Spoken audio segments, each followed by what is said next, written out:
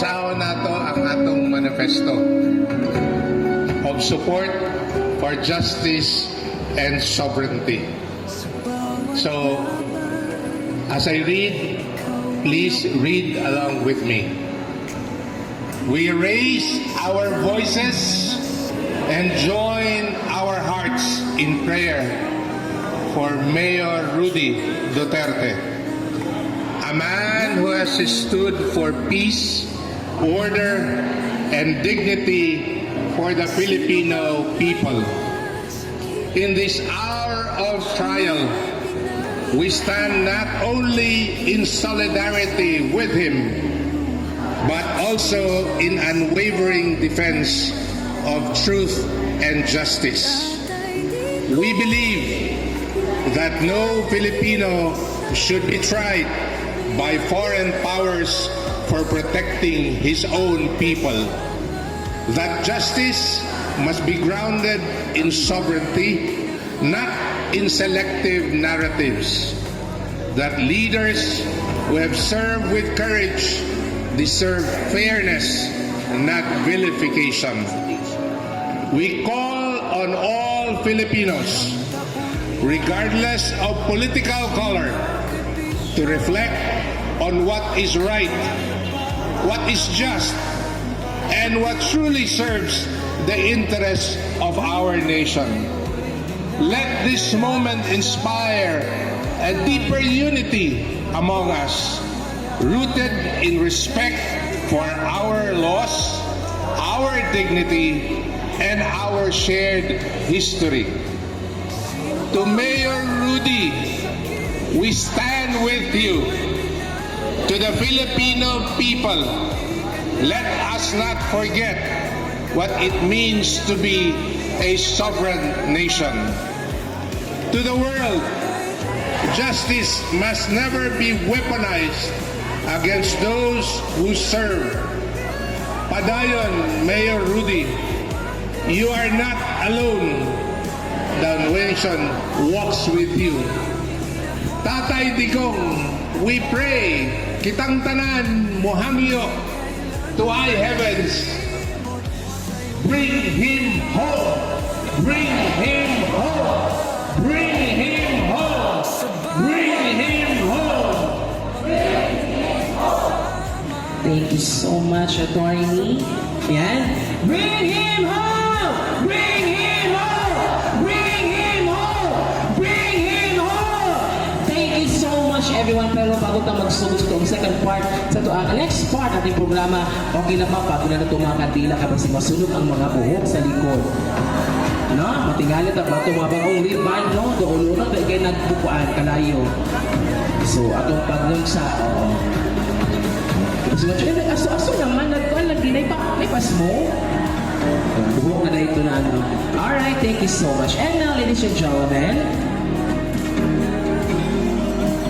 we will play a short video showing the former President Duterte's leadership and advocacy since he was the mayor of Davao City. So, may request everyone to focus our attention sa ating LED wall, and let's all watch this.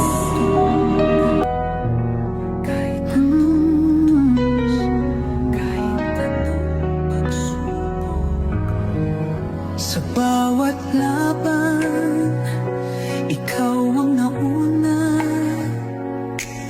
Tinig mo'y sigaw ng masa. Ngayong ikaw ay hinahatulan ng dayuhang walang alam. Sino ba ang nagmalasakit? Siya ngayon'y pinapahirap. Pilipinas ay lumuluha. Hustisyang sigaw ng madla. Tatay Digong, hindi ka nag-iisa. Milyon-milyong puso ang kasama. Ang bayang minahal mo ng tapat, hindi kailanman lilimot sa iyong hirap. Ilang taon mong isinakripisyo, kapayapaan, kaunlaran para sa Pilipino. Ngunit ngayon'y dinadala sa dayuhan, parang wala nang saysay ang paglaban.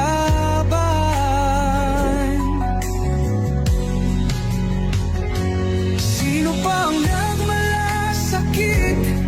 Siya ngayon'y pinapahirap, ngunit hindi ka namin bibitawan. Katarungan ang aming ipaglalaban. Tatay Digong, hindi ka nag-iisa. Milyon-milyong puso ang kasama. Ang bayang minahal mo ng tapat, hindi kailanman lilimot sa iyong hirap.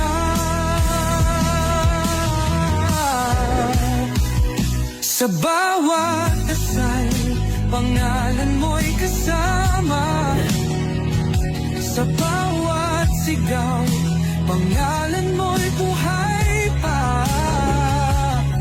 Hindi ka susukuan ng bayan, ipaglalaban ka ng sambayanan. Tatay Digong, hawak kamay nating ipakita ang pagmamahal ng bawat Pilipino sa'yo. Ang laban mo'y laban din namin, hanggang hustisya ay makamit natin. Hindi ka nag-iisa, Tatay Digong, na'y di matutunaw. Kahit anong unos, kahit anong pagsubok, isa'y ang paglaban.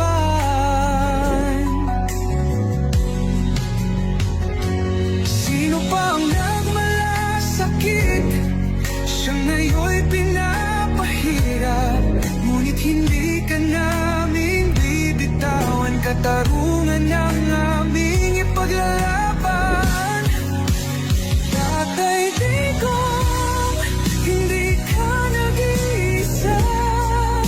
Milyon-milyong puso ang kasama. Ang bayang minahal mo ng tapat.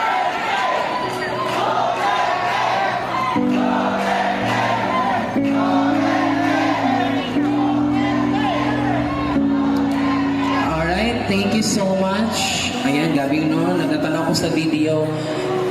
Kailan ko napod ko balik. Pero makamingaw din kasi tatay. Kisa gimingaw na kang Tatay Digong. Diba?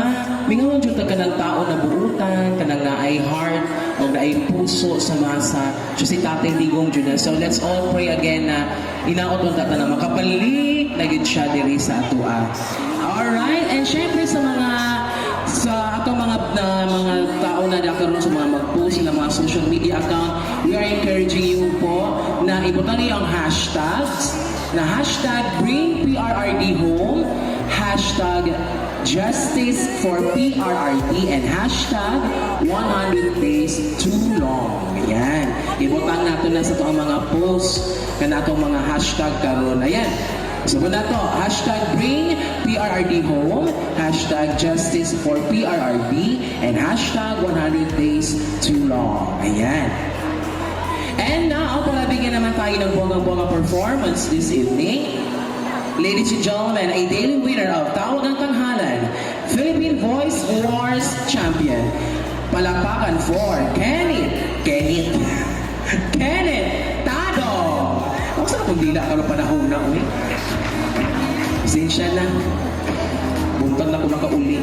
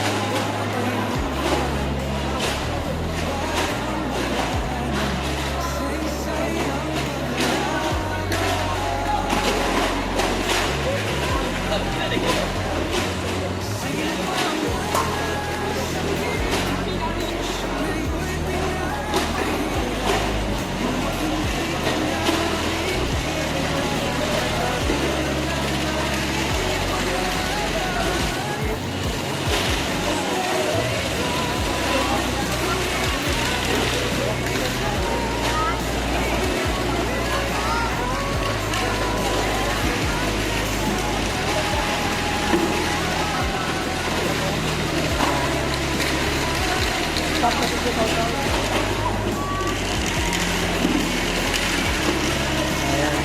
Ganito po ka-disiplinado yung mga tao sa Davao City. Pagkatapos po ng program ay nililigpit po agad. Pati yung mga basura.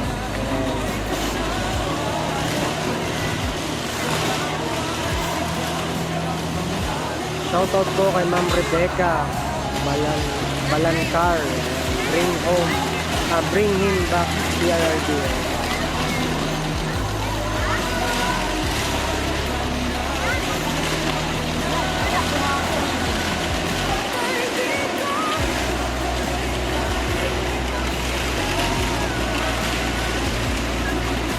Ito po yung mga kapulisan natin saka mga auxiliary.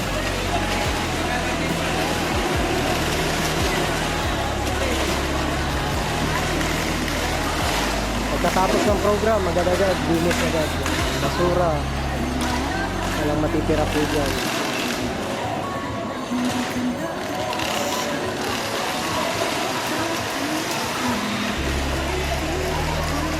Meron din tayong libreng lugaw. Tubig tsaka lugaw po. Libre po yan.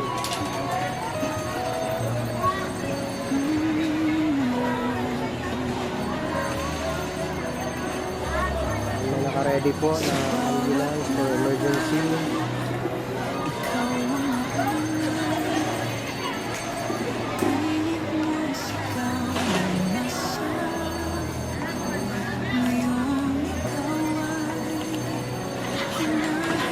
Again, live na po tayo. Maraming salamat mga kababayan.